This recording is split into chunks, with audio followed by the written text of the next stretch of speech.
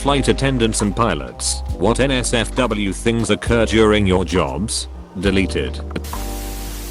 Used to fly a small commuter plane. 19 passengers. No door behind the cockpit. Also no flight attendant. It's really loud so communicating is difficult. Hand signals only kinda thing. Just took off on a 30-minute flight and a passenger taps my shoulder, which startles the hell out of me because I can see him approach me and him hand flying.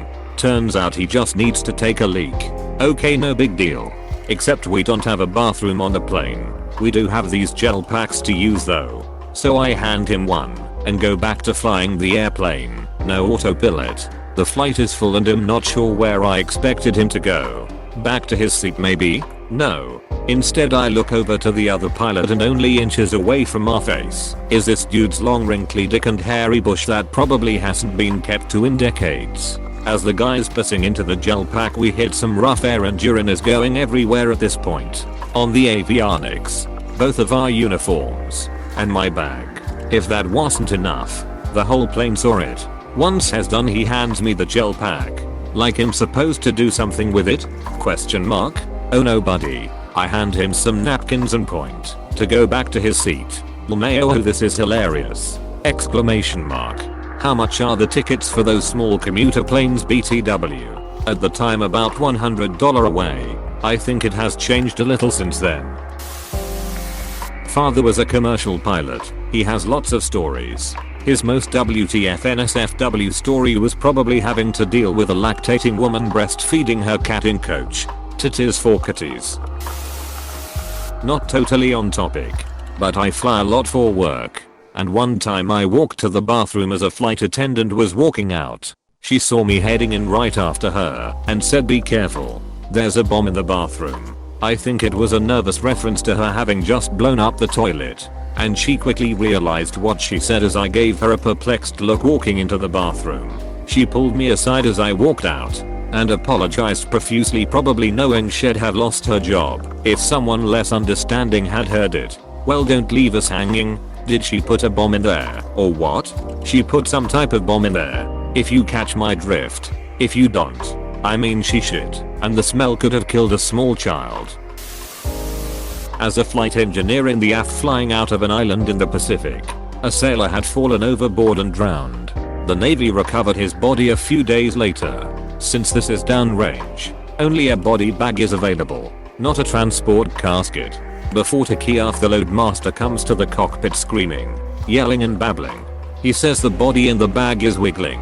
Turns out eels have entered his body via his mouth and are wiggling within his body and causing the movement. Holy fuck, that is so disturbing. I know right. Who wants to be called the loadmaster? Not me, but a friend who's a flight attendant who came across this really stubborn male passenger who wanted a sanitary pad that he saw the flight attendant hand over to a female passenger. Convinced that it was an eye mask thingy you put on before sleeping. Arguing with her about it, she finally gave in and gave the sanitary pad to the guy, who coolly removed the anti-adhesive and stuck it on his eyes and went to sleep. He probably realized about halfway through this argument and decided to tough it out rather than lose face. I think sticking a pad to your face would involve losing a bit of face. A couple of our boys were on the return leg of an offshore crew change. 15 minutes out from the deck, they catch movement in the back. One of the passengers has unbuckled his harness and is getting up out of his seat. Big no on a helicopter. But before they can do or say anything, the guy grabs an airsick bag, drops his DAX, positions the bag under his bum and lets rip.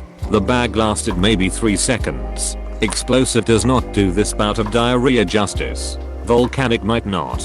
If I hadn't seen the photos, I wouldn't have believed it. It coated the floor, his seat, the seats beside it, and the poor sods in them. Splashed the windows and ceiling and row of seats behind. Shit everywhere. And the smell.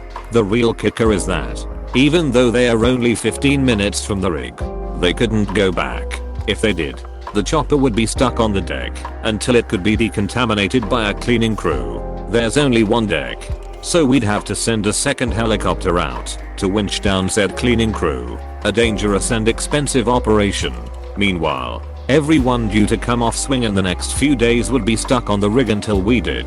while there wouldn't be enough beds in the town for the incoming crews.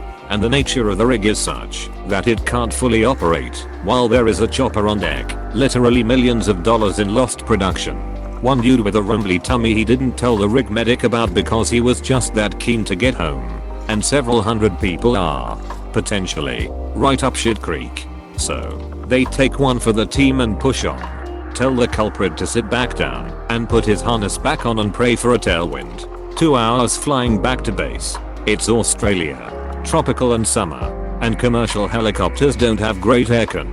The smell gets worse and worse, and it's not helped when some of the guys have to use the sick bags for their intended purpose. By the end of the flight, the pilots are all but flying with their heads out of the cockpit windows just to breath, and have given serious consideration to landing as soon as they were over the mainland, or any land. When they finally got in, it was approaching swamps of Dagobah level stank. Never had a disembark that fast, and you better believe the pilots did shut down and record. There was a queue for hoses. When the engineers started to do a damage assessment, it was even worse. That shit was runny and grainy and found its way into every crack and crevice and bolt hole. The seats nearest to the guy were literally soaked in shit and puke, and it was in the life vests and cabin raft.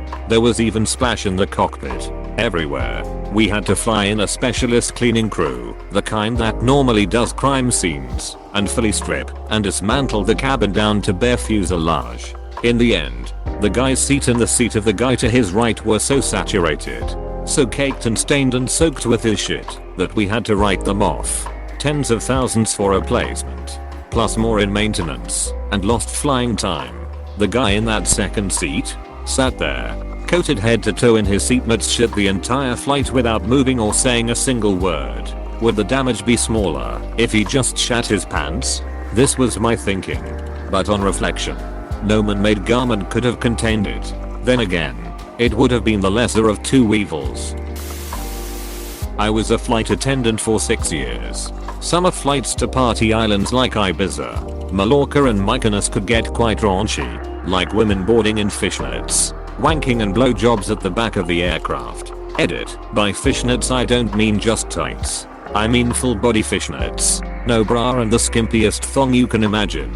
And that's just the airline staff. So you're saying Ryanair can no longer afford full uniforms for staff? My wife and I bought last minute tickets to a family event and could not get seats next to each other. Once we boarded, I convinced the guy sitting next to my wife to switch seats with me. Nice guy takes my assigned seat, which was next to a woman who was apparently suffering from the flu. 5 minutes after takeoff, she projectile vomits, but tried to use a pillow to cover her mouth, which just made the vomit spray out sideways, all over the poor guy. He just sits there for a moment, frozen, and then slowly turns back to look at me with this face that said, "You did this to me, and I will forever hate you for it." I offered to buy him a drink, but he ignored me. It was a 6-hour flight. "You did this to me, and I will forever hate you for it." That sounds like the origin story of some supervillain. Looks like he just found his arch nemesis. I was on a flight to China. One of the passengers up in business class decided to take advantage of the unlimited drinks he was offered before takeoff. He got plastered. When the plane started to take off, he decided to take a sleeping pill to tide him over for the 14-hour flight we were about to endure. Well, shortly after takeoff, the guy decided he needed to use the bathroom. He ventures back to where the stalls are, but shoots past them. He walks about 3 rows ahead of my row, whips out his member, and pisses all over the row and the people in it. They had to move the passengers, rip out the seats, and monitor the guy for the rest of the flight. Whatever happened to him, I have no idea. I'm just glad he didn't hold it in for 3 morrows. The ambient walrus strikes again. I used to work as a baggage guy, loading and unloading planes. On our planes, we had to put the passengers' pets in a small area in the front belly compartment. We had an inbound flight that had quite a few pets on board. When I opened the compartment door, I was hit with the most gut-wrenching dogshit smell. Once I was able to see through my watery eyes, I saw one large dog kennel pressed up against a small kennel. The idiots that loaded the plane put both the kennel's front gate ends together. The larger dog must have pressed its ass up against and shit through the gate because the little dog was covered in shit and in the corner quivering and whimpering. Trying to explain and apologize to the little dog's owner was one of the hardest and funniest things I've ever had to do. So how safe are those pet compartments? I'm always a bit nervous when I have to leave my poor girlie alone and terrified with some random guys who probably don't give a shit. Are they well taken care of, or do they get the luggage treatment? Pretty well taken care of. The pet compartment is a cargo hold. It's pressurized and kept at around 65 degrees on most planes. I usually tell the rampers to leave the light on in the cargo hold if we have furry friends along. Edit and pilot. Flying for 5 years isn't far. 1. Not on my flight, but a man took a shit in the middle of the aisle and wiped his ass with the curtain that separates the business cabin from the rest of the cattle. 2. Had a rather large lady come up to the galley and ask me to help her fix her bra strap. As a female I obliged and figured it would be a quick little hook job. Nope. She took off her shirt. Her tits hung in my face, and I had to stretch her bra around her back and clasp it up. I should mention we have cameras in the galleys, so the pilots got a nice little show. 3. Had a 21-year-old male come to the back galley, puked all over it twice, then proceeded to projectile vomit on the aircraft door before heading into the lav and then puking again. There were 2 of us in onboard hazmat suits cleaning it up, while a lady is demanding for a cup of water. 4. A man had explosive diarrhea which flooded the lav and soaked into the carpet down the aisle. Had to divert because of the stench. 5. It was moderate turbulence, some pretty bad bumps, so everyone, including the crew, had to be seated. A mother had her son piss in an air sickness bag and hand it to me in my jump seat. This doesn't even include the shit you see on layovers. The list goes on and on. Edit. Since some people were so offended by the use of the word cattle, a passenger actually came up with this term years ago, before I was even born, to emphasize how airlines, not crew, try to herd you all into tiny little spaces. Do you think we enjoy watching a 7-foot man struggle to fit inside his seat? No, we didn't make the seats. Not was it our say to make everyone agitated or uncomfortable for 2+ hours. I always try to accommodate larger passengers and always recommend people stretch or move around. Just let us finish our service and you can have the entire aisle/galley to move. A man had explosive diarrhea which flooded the lav and soaked into the carpet down the aisle. Had to divert because of the stench. Amma request. The guy who pooped an airplane out of the sky. I feel sorry for the guy. I mean, shit happens. Probably not by something he did intentionally, and to be blamed for delaying 200 to 300 people for a few hours and ruining their trip. Harsh thing to live down. On a flight to Cancun, everyone was drinking, getting their vacation on early. Somehow, a passenger lets loose the most silent, most deadly fart ever. It was the kind of smell that caused complete strangers to become friends in a shared moment of horrid existence. Lots of gagging. The stench awoke my sleeping GF. The stewardess, en route to a call button further up a section, stopped, gagged and turned back around, fleeing to safety. What? No oxygen mask deployed? That must be one hell of a fart to have enough air to depressurize the plane. Not a flight attendant, but the guy behind me got detained once we landed because he was playing with himself next to 2 girls in their 20s. Oh, that happened to me once. A guy next to me was playing with himself into a brown paper bag. I was only 12 though, so I had no idea what was going on. He was moved to the back of the plane and detained once we landed. Holy shit. Not pilot or flight attendant, and actually happened during TSA screening. After a weekend of EDC in Vegas, everyone is lined up to go home. Strike up conversation with the girl in front of us, and she mentions how she had a surplus of party favors left over from said festival. She said she didn't know what to do with them and decided to take them before getting on the plane. TSA takes one look at her eyes and tells her to lift up her shirt or something like that. Didn't quite get the gist of it, and she lifts up her entire shirt with bra, flashing that TSA agent. She was promptly escorted into secondary. 5 minutes before the plane was due to take off, she ambles on the plane and finds a seat. So she consumed all her party favors, and they didn't find anything else, so they let her on the plane.